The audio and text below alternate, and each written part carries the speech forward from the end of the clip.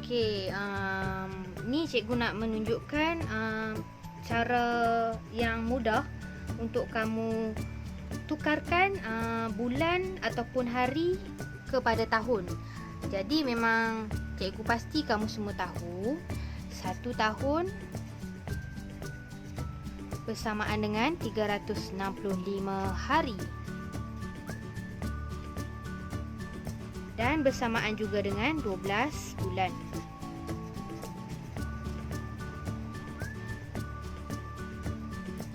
Satu bulan sama dengan 30 hari. Ada apa-apa lagi tak yang cikgu lepas? Cikgu tak ada lah kot. Setahun sama dengan 365 hari dan bersamaan juga dengan 12 bulan. 1 bulan bersamaan dengan 30 hari. Jadi kamu tahulah, cikgu rasa kamu semua rata-rata kamu semua mengetahui benda ni. Andai katalah soalan tu dia bagi T tu kadang-kadang dia bagi bentuk hari, kadang-kadang dia bagi bentuk bulan. Contohlah, contoh pertama okey, contoh 1 dia bagi dalam bentuk bulan. Dia bagi 3 bulan. Bagaimana kamu nak tukarkannya kepada tahun?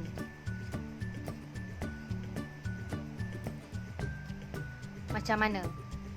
So sekarang ni kita tahu 1 tahun bersamaan dengan 12 bulan. Jadi apabila dia bagi dalam bentuk bulan, kita buat 3/12. Maksudnya 3 bulan per dengan 12 ni kita nak tukarkan dia kepada bentuk tahun lah. Kalau kamu nak tukarkan 3/12 ni kepada pecahan yang lebih mudah, boleh terpulang lah. Andai kata kamu macam kurang sikit part tu, kamu boleh biarkan macam ni je. Ni kalau kamu tukarkan kepada pecahan yang lebih mudah, ni bahagikan 3, ni bahagi 3. So kamu dapat 1/4. Tapi kalau kamu nak biarkan macam ni saja pun boleh, tak ada masalah. Asalkan kamu menunjukkan pertukaran bulan tu kepada tahun. Kamu tak boleh letak 3 bulan. Sebab I sama dengan PRT tu, T tu adalah dalam bentuk tahun. Jadi kamu tak boleh letakkan figure tu dalam bentuk hari ataupun bentuk bulan. Jadi kamu kena tukarkan kepada tahun. Jadi sini kamu letak 3/12. Dia mewakili 3/12 tahun lah. Orang kata dari 1/4 tahun, macam suku tahun. Suku tahun macam tu. So kita, cikgu harap kamu jelas lah ni.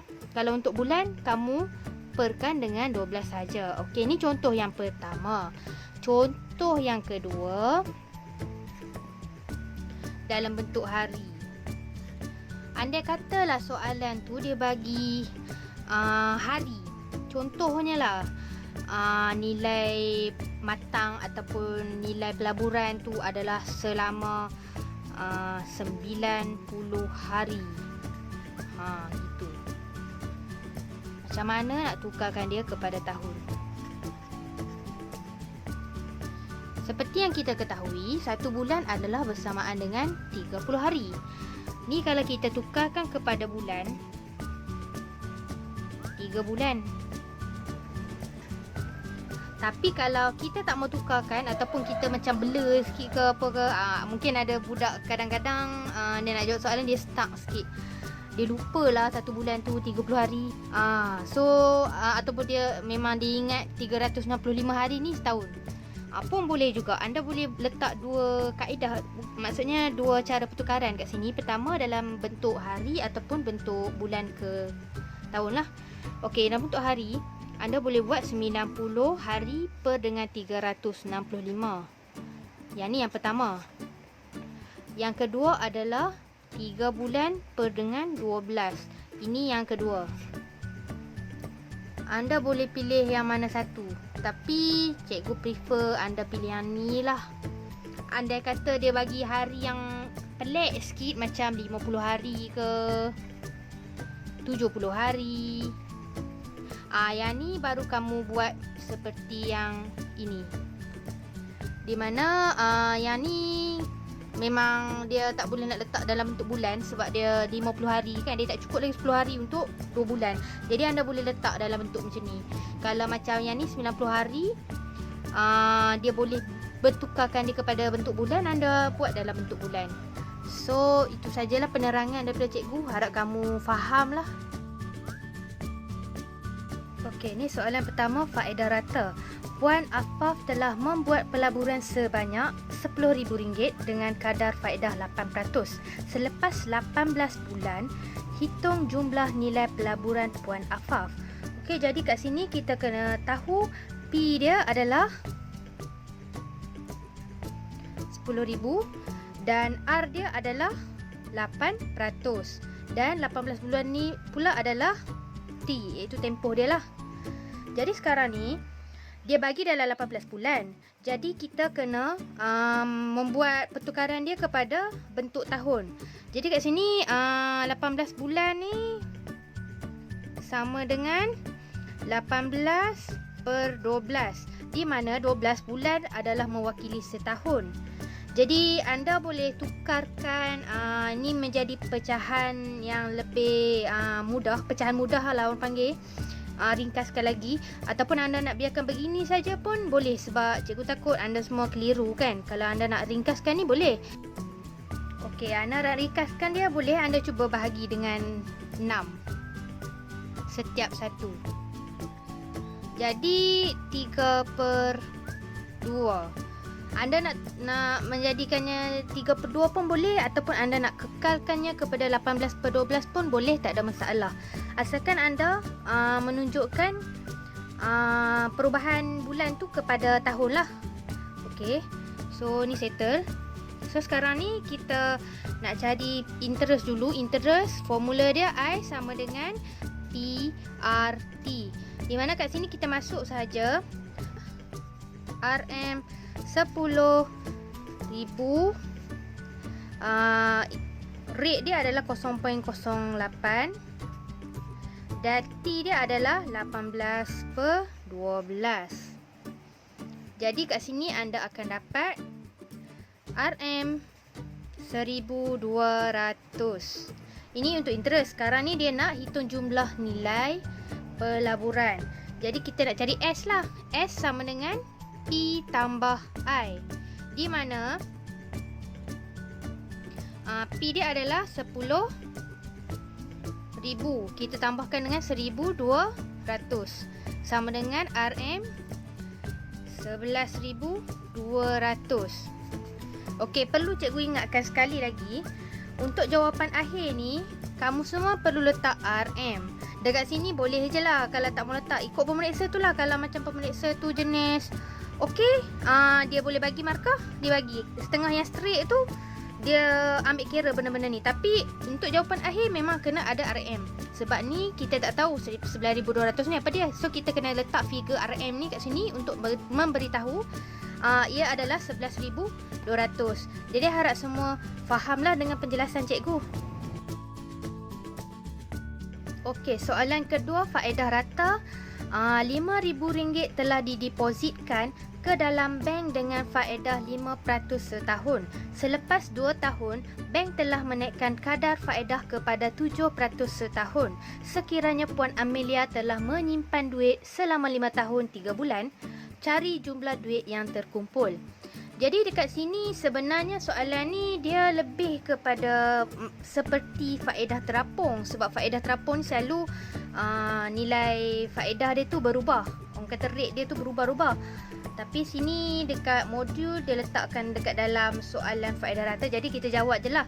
Just yang ni dia tak melibatkan pengiraan pinjaman faedah terapung. Kat sini just dia nak cari orang kata melibatkan interest saja dengan jumlah duit yang terkumpul. Jadi kita kira seperti biasa.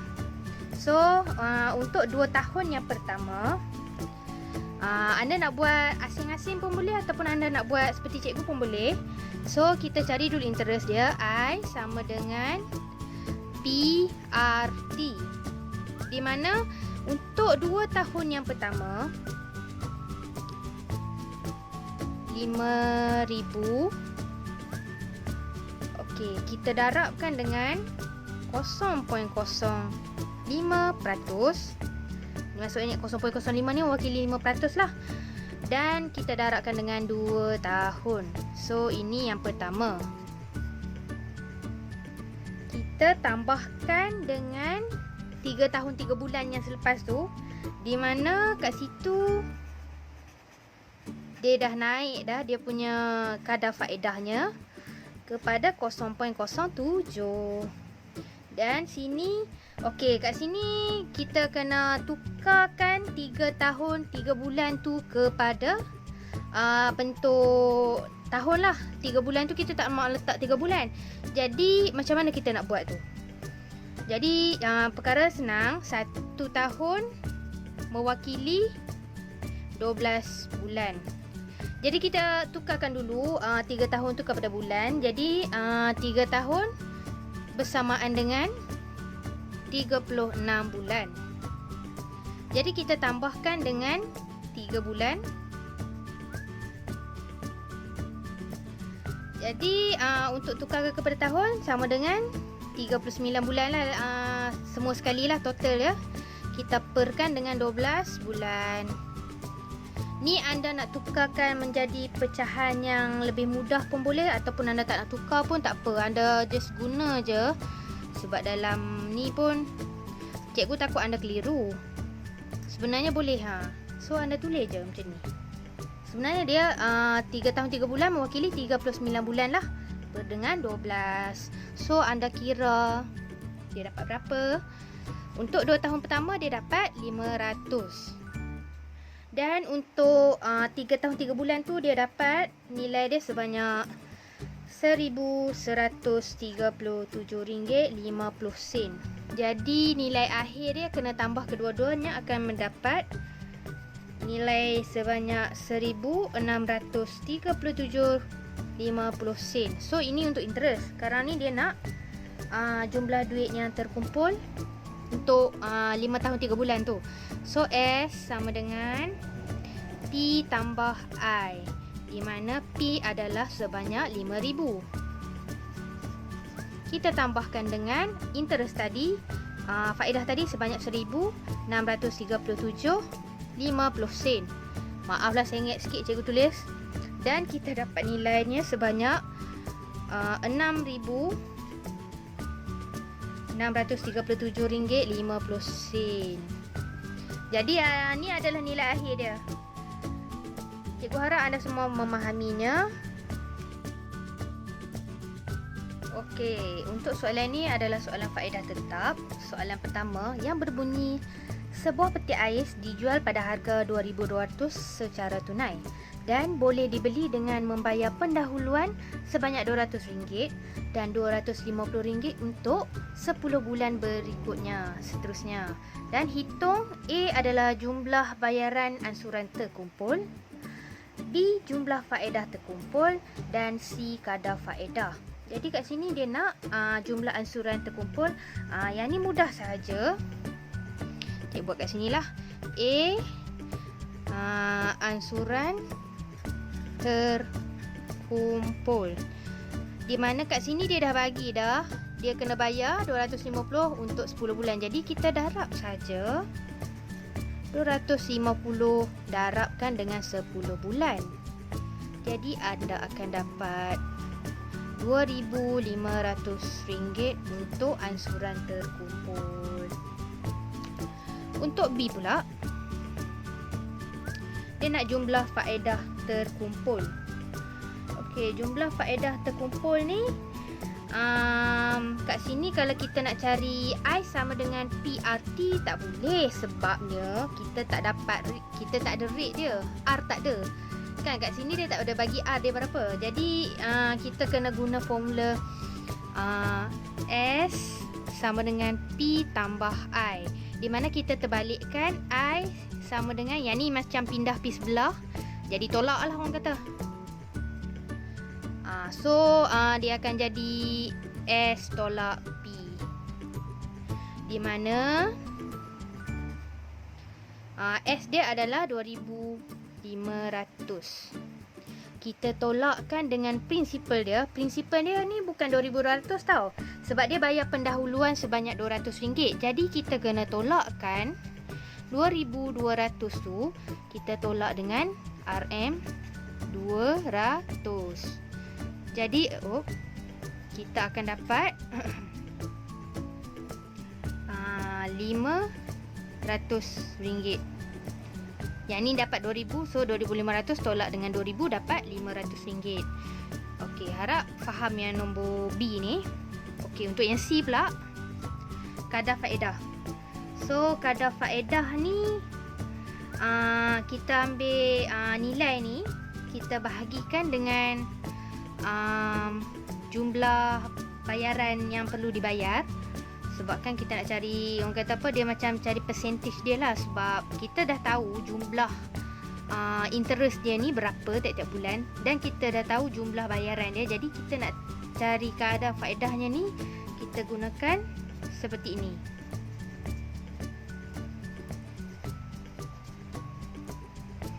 I kita per dengan S, kita darab dengan 100.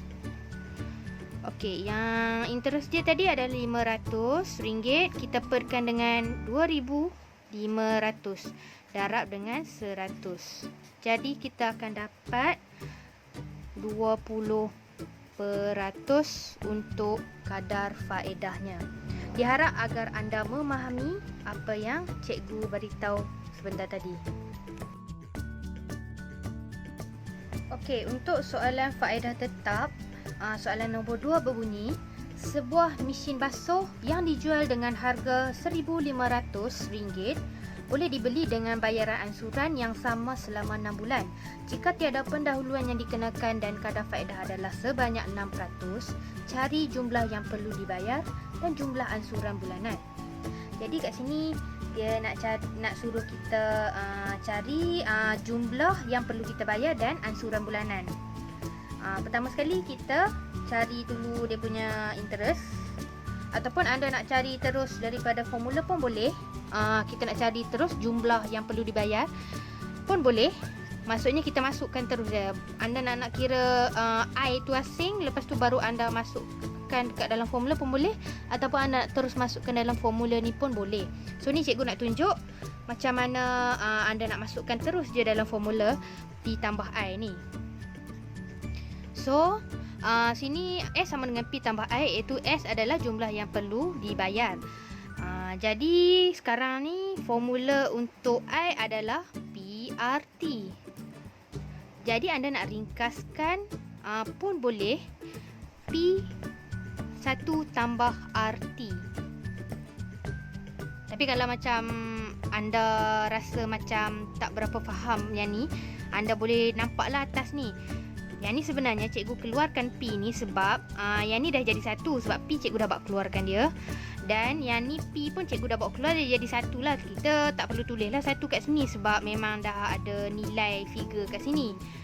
So yang ni kalau nak masukkan terus. Tapi kalau anda nak kira satu-satu, maksudnya anda kira dulu I dia, lepas tu baru anda masukkan dalam formula S sama dengan P tambah I pun boleh, tak ada masalah. Ni cikgu tunjukkan kaedah yang masuk terus. So kat sini kita masukkan P dia adalah sebanyak 1,500. Dan yang ni kita akan darabkan kurungan 1 tambah R dia adalah ni R, okey. Yang ni P, yang ni T. So kita masukkan ada 0.06, kita darabkan dengan T dia sebanyak 6 bulan. Maaflah saya ingat sikit sebab cikgu kena buat video macam ni kan.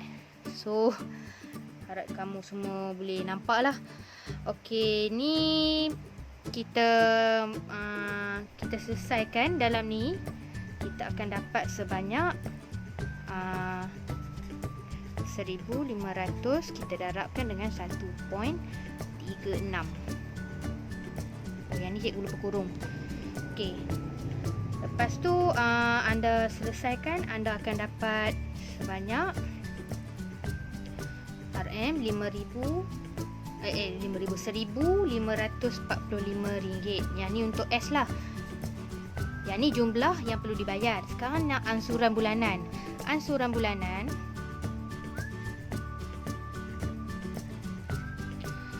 sama dengan jumlah S tadi tu 1545 teperkan dengan 6 bulan.